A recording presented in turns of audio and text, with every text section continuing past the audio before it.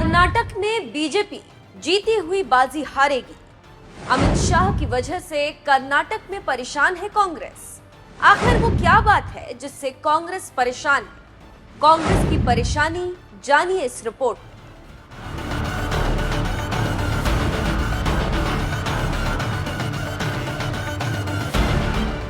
नमस्कार, मैं हूं दिबांजलि मोइत्रा।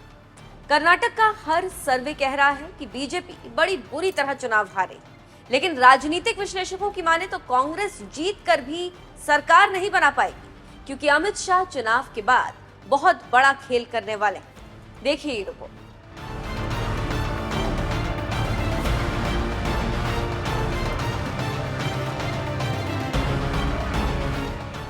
दस मई को कर्नाटक में वोटिंग। उससे पहले सभी पार्टियों ने अपने सारे तीर चला दिए हैं और अपने सभी दिग्गज स्टार प्रचारकों को मैदान में उतार दिया। इसी बीच सर्वे जो मीडिया एजेंसियों के आ रहे हैं उसमें बीजेपी के लिए बुरी खबर है। खबरों की माने तो कर्नाटक में बीजेपी की बहुत बुरी हार होने वाली है और बीजेपी इस बार सत्ता से बाहर रहेगी। लेकिन बीजेपी ने अपने सभी बड़े नेताओं को चुनाव प्रचार में उतार दिया है और पूरी ताकत से कांग्रेस का मुकाबला कर रही है। इसी बीच एबीपी का एक सर्वे आया जिसमें कुछ कर्नाटक विधानसभा की स्थिति। कांग्रेस 107 से 119, बीजेपी 74 से 86, जीडीएस 23 से 35, कुल सीट 224, बहुमत 113।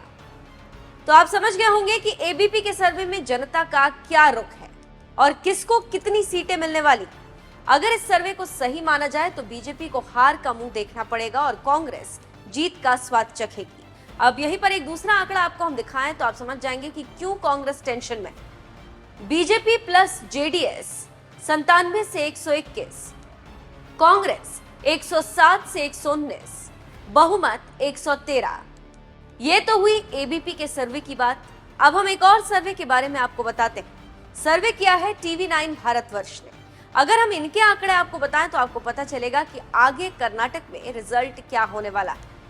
कांग्रेस 106 से 116, बीजेपी 79 से 89, जीडीएस 24 से 34, कुल सीट 224, बहुमत 113।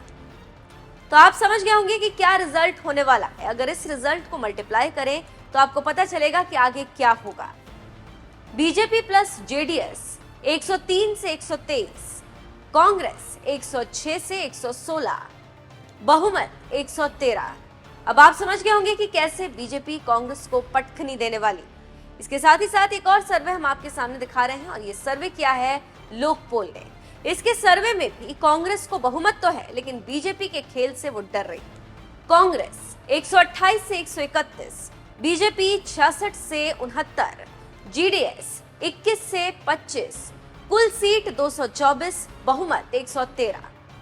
अगर लोकपोल के सर्वे को बीजेपी और अमित शाह के नजरिए से देखें तो क्या हो सकता है?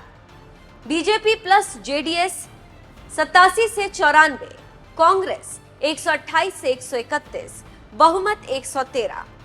तो अब बीजेपी और अमित शाह का सत्ता में आने का खेल आप समझ गए होंगे। इस बार कर्नाटक में कुल मतदाताओं की संख्या 5.24 करोड़।